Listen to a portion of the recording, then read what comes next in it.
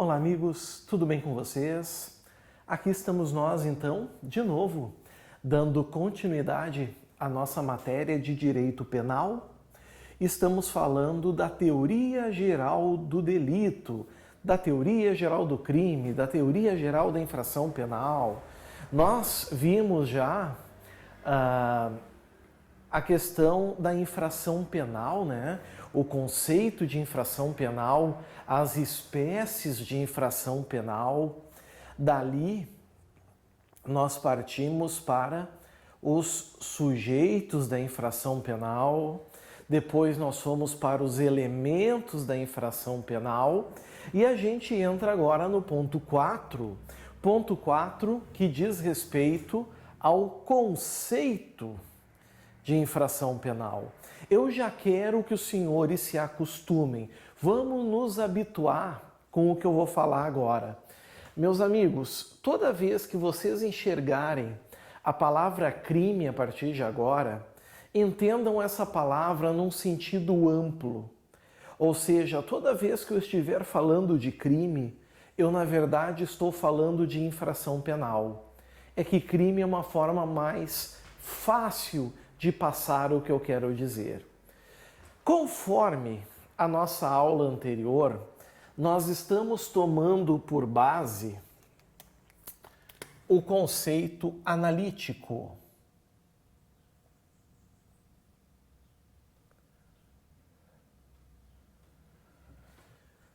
Ok? Conceito analítico de crime. E quando a gente fala no conceito analítico, eu não estou querendo trabalhar aqui com vocês outros tipos de conceitos que são irrelevantes a título de prova, como, por exemplo, o conceito de que crime é aquilo que causa lesão ou perigo de lesão a um bem juridicamente protegido. Isso é um conceito, não há dúvida. Também tem outro conceito que diz que crime é aquilo que a pena, o fato com reclusão, detenção ou contravenção com prisão simples. Não. Nós vamos trabalhar o conceito analítico, que é para fazer a análise dos elementos do crime. Então, o conceito que nós vamos trabalhar aqui é qual? Crime é um fato típico, antijurídico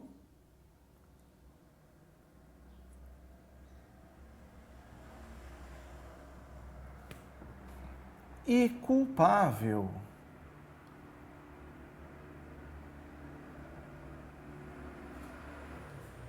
Crime é um fato típico, antijurídico e culpável. Esse é o conceito que nos interessa. Precisamos deixar claro uma coisa. A gente tem que deixar uma coisa extremamente clara aqui. Eu disse para vocês na aula passada que existem alguns doutrinadores que dão o conceito de crime até aqui, daqui para cá, entendendo que o crime é um fato típico e antijurídico. Tendo esses dois, tem o crime. A culpabilidade seria apenas um pressuposto de aplicação de pena. Todavia, existem outros autores, num viés doutrinário até um pouco mais contundente, que entende que para existir o crime é indispensável os três elementos: o fato típico, a antijuridicidade e a culpabilidade. Aliás, meus amigos, se esse é o conceito, a gente já pode ter uma noção de uma coisa. Antijuridicidade, ela também é conhecida como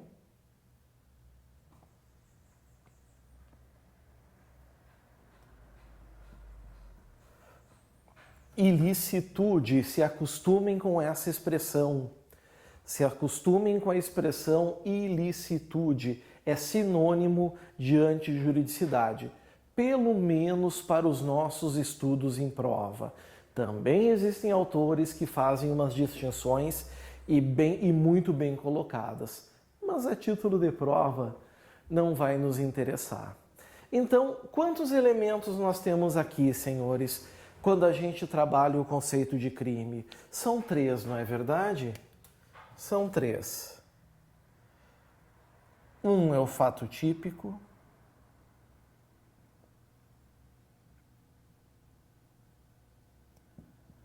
Dois é a ilicitude. Eu prefiro usar inclusive esse nome, sei lá por quê.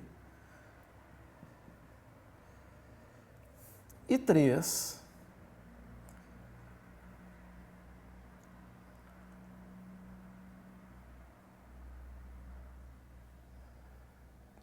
é a culpabilidade. Aqui está.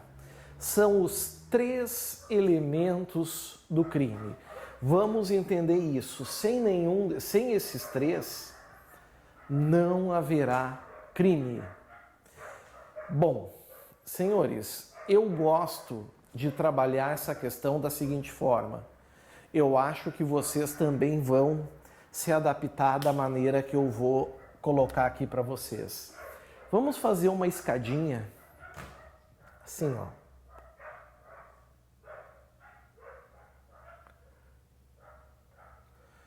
Uma escadinha, tá? Aqui, embaixo, a gente vai colocar o chamado fato típico. Aqui está ele. Fato típico. No degrau de cima, colocamos a ilicitude. Está ali.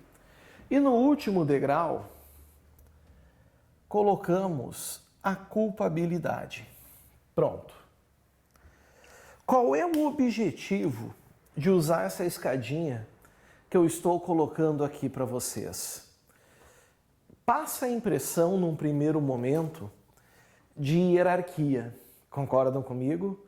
Passa uma impressão de hierarquia, em que o fato típico seria o primeiro elemento e o mais irrelevante, e a culpabilidade, por estar no topo, seria o mais importante. Não, tá? Essa escada que vocês estão vendo aqui, ela não é uma escada de hierarquia. Saibam bem disso. Essa escadinha que está aqui não é uma escada de hierarquia. Essa escada que os senhores estão vendo aqui é uma escada de pressupostos. Ok? Pressupostos. Vamos botar aqui.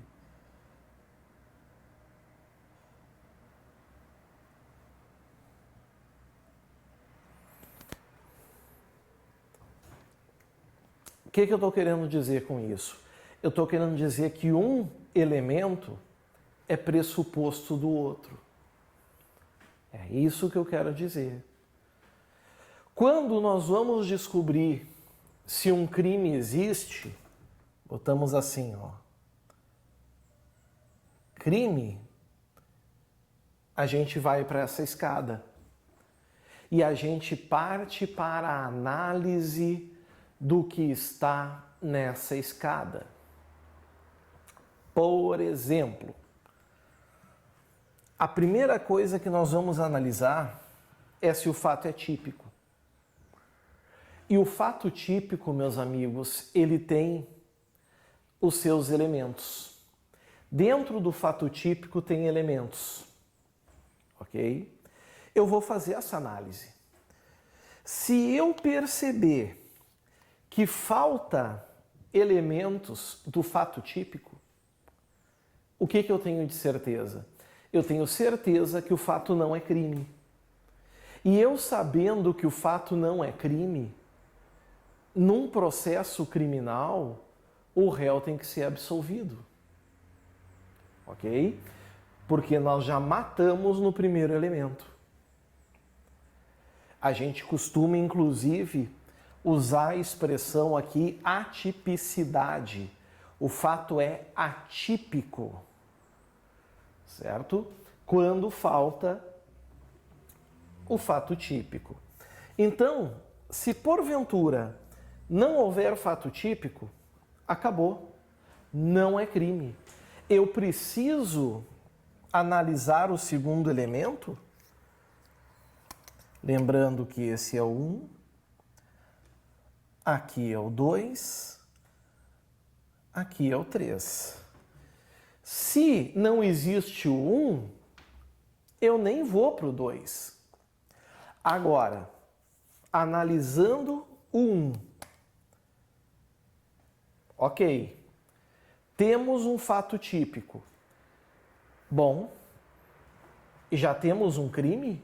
Não, porque o crime ainda pressupõe mais 2 elementos.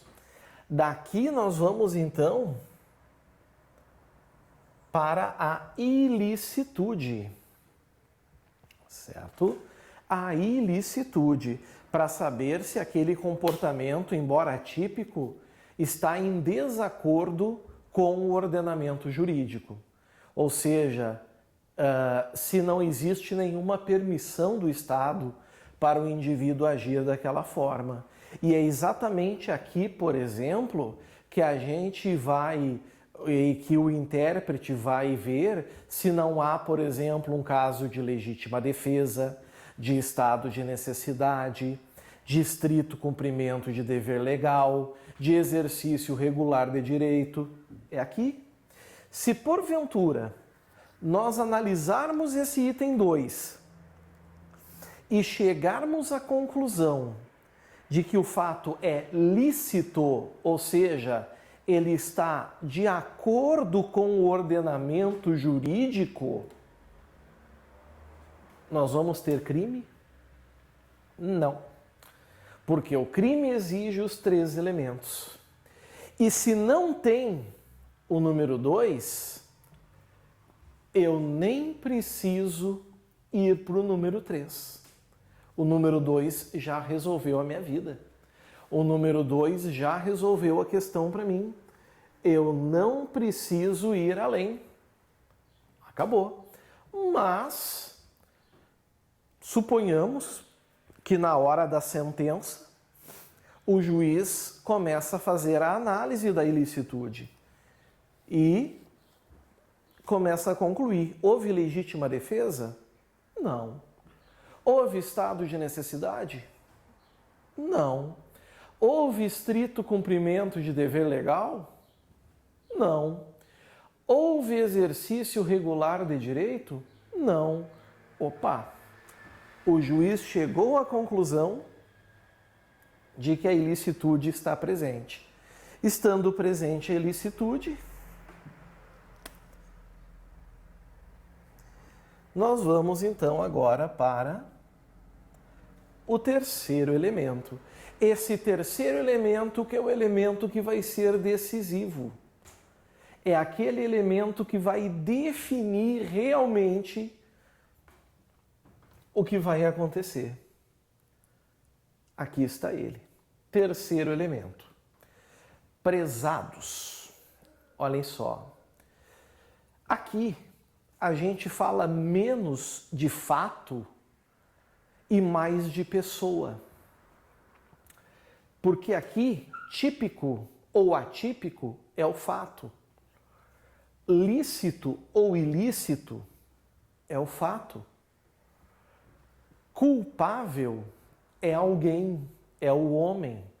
Ou ele será culpável ou não será culpável. A culpabilidade, meus caros, é a reprovabilidade de um comportamento. Ou seja, para ser crime, pelo menos para a maioria da doutrina, nós temos que ter um fato previsto em lei como crime, que tem que ser contra o ordenamento jurídico, ou seja, sem a permissão do Estado, e reprovável aquele comportamento humano. Ou seja, aquele indivíduo tem sua culpabilidade demonstrada. Aí sim, se a culpabilidade não está presente, para alguns o crime existe, só que o réu tem que ser absolvido, não pode sofrer pena, é isento de pena. Para outros, o crime não vai existir. Mas se a culpabilidade estiver presente, a soma dos três vai caracterizar a infração penal, ou o crime ou a contravenção. Ok? Não é difícil entender isso, né? Que eu acabei de colocar para vocês. E em virtude do que eu estou explicando agora para os senhores, que é importante também eu dizer a vocês que existe aqui, meus amigos, o chamado, aqui ó, vamos botar em vermelho,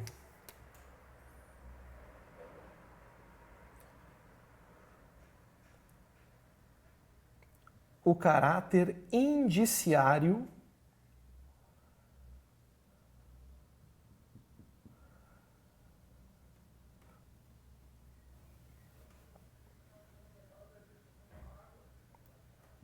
da ilicitude. Caráter indiciário da ilicitude. Se isso aqui cair na tua prova, o que será que quer dizer?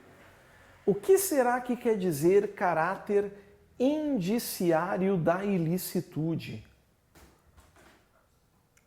O que quer dizer indício? Fumaça. Existe uma máxima, né, que diz que onde há fumaça, há fogo. Já ouviram essa expressão? Onde há fumaça, há fogo. Pois é. Aí é que está então, pessoal. Olha só. Quer dizer o seguinte, que quando nós temos um fato típico, existe indício, não estamos afirmando, é indício que ele também é ilícito. Então nós temos uma regra geral. A regra geral é que todo fato típico é ilícito. Certo? Claro, aqui admite-se prova em contrário. Nós vamos ter então aqui aquilo que a gente chama de presunção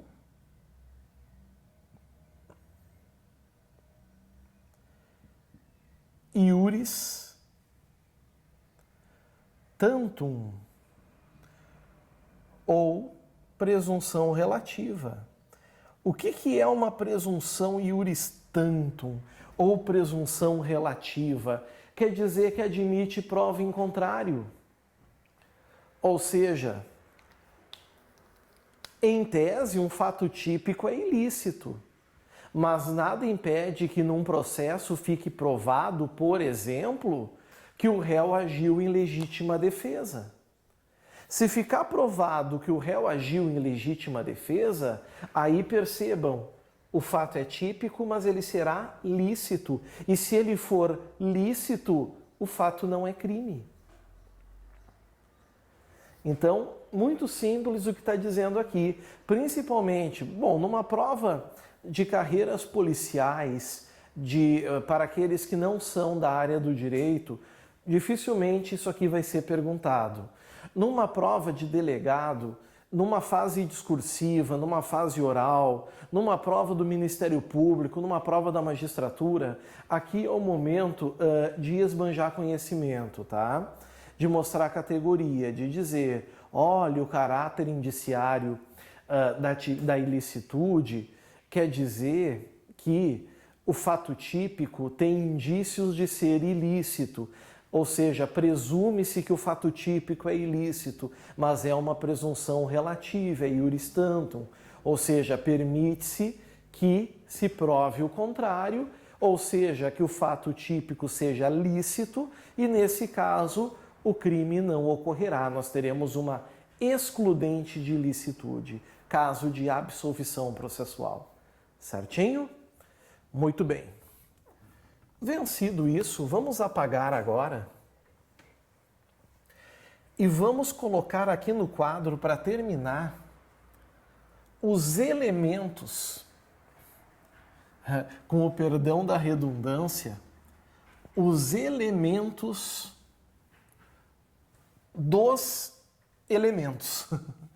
Elementos dos elementos. Vamos por aqui. Como é que eu vou fazer com vocês? Façam assim comigo, ó. Vamos botar aqui fato típico,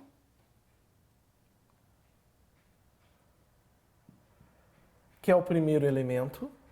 Vamos pôr aqui. Ilicitude. Vamos pôr aqui. Menorzinho. E culpabilidade. Vamos pôr aqui.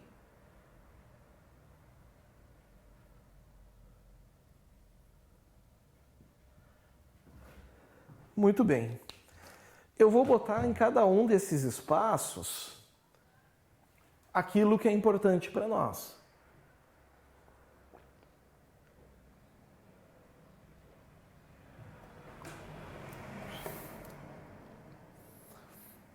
Meus amigos, cada elemento que eu vou colocar no quadro será muito bem trabalhado por nós.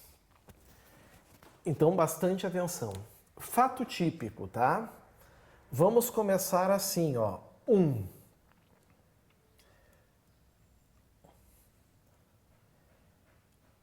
Elementos objetivos. Por que leva esse nome os elementos que eu vou botar agora? Elementos objetivos. Porque são elementos de fácil percepção, que nós conseguimos enxergá-los pelos nossos sentidos. A nossa visão, a nossa audição, nós conseguimos enxergar.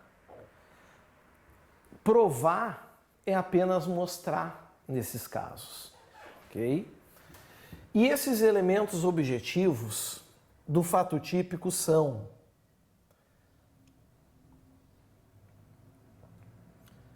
conduta, B,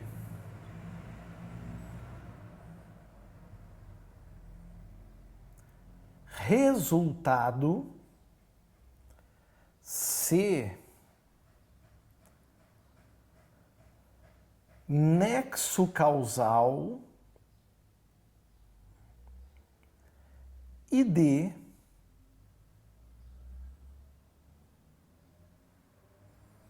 tipicidade. Claro, a gente está tomando por base aqui uma espécie de crimes que são os chamados crimes materiais.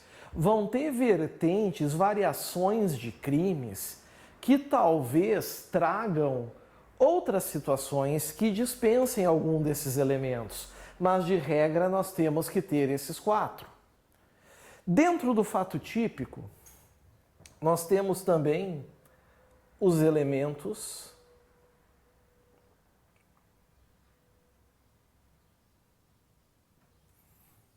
subjetivos. E por que levam esse nome, elementos subjetivos?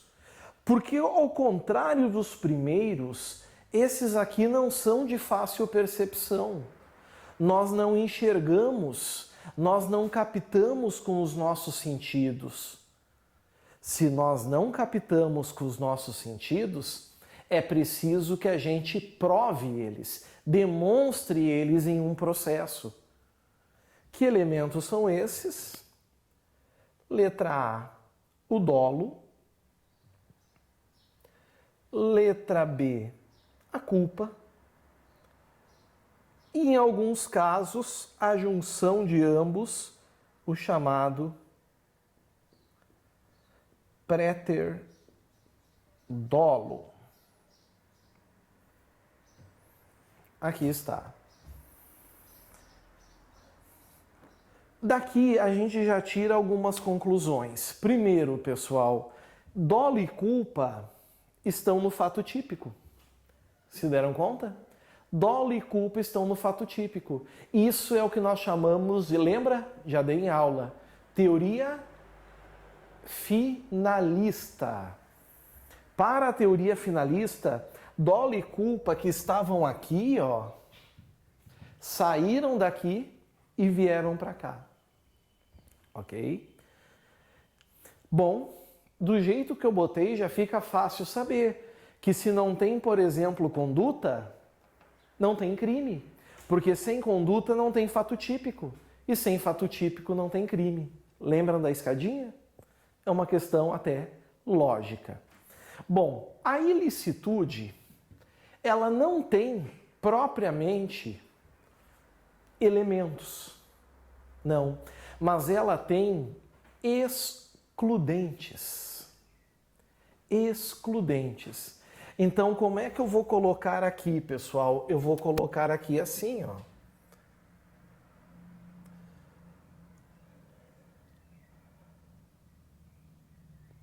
Excludentes.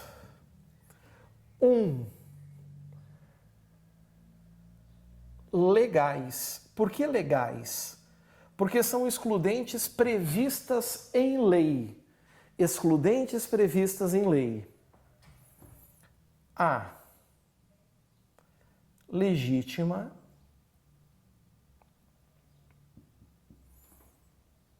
Defesa. B. Estado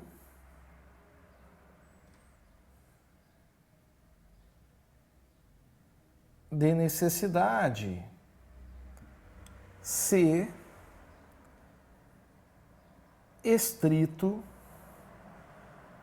cumprimento de dever legal.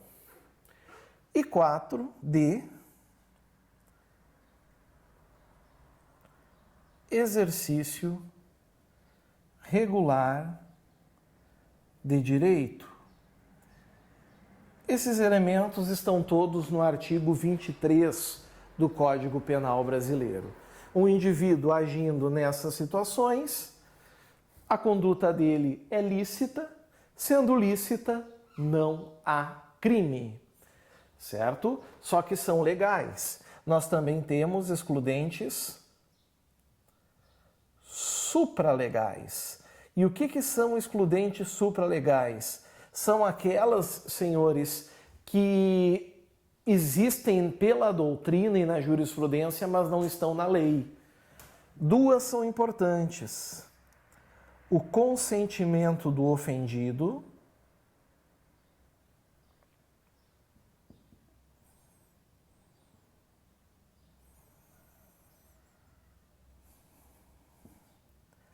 e letra B, os chamados ofendículos.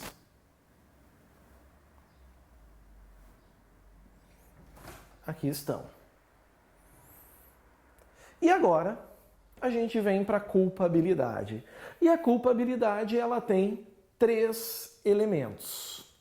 3 elementos. Vamos botar assim.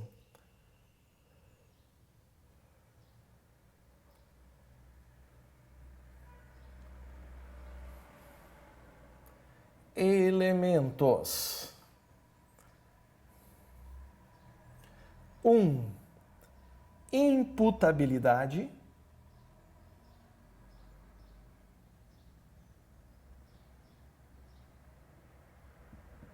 2.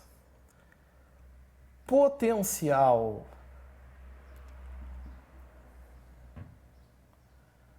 consciência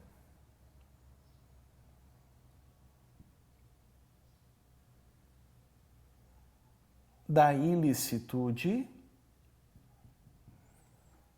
E 3,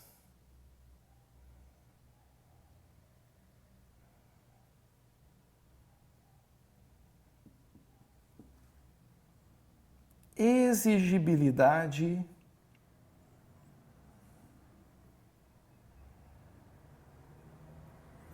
de conduta diversa. Aqui está. Bom, meus amigos, recados importantes para terminarmos o nosso bloco. Primeiro, tem que saber isso aqui de cor. É o primeiro recado que eu passo para vocês. Tem que saber de cor. Certo? Segundo recado importante. Tudo bem que na ilicitude tudo aqui é excludente. Só que aqui nós também temos excludentes e nós iremos estudar uma por uma. Assim como na culpabilidade, nós também temos excludentes e vamos estudar uma por uma. Existem excludentes da imputabilidade, existem excludentes da potencial consciência da ilicitude, existem excludentes da exigibilidade de conduta diversa. E deu para perceber então, como muita gente confunde, que culpa e culpabilidade não é a mesma coisa. Culpa é um agir sem cuidado, que é elemento do fato típico. Culpabilidade, certo? É uma reprovabilidade de um comportamento humano. São coisas diferentes. Agora é hora do cafezinho. É hora de dar uma relaxada e nós vamos clicar no próximo vídeo, onde nós vamos começar a falar desse cara aqui, ó. Nós vamos começar a falar do fato típico. Aguardo vocês ansiosamente. Um grande abraço, até a próxima. Tchau, tchau.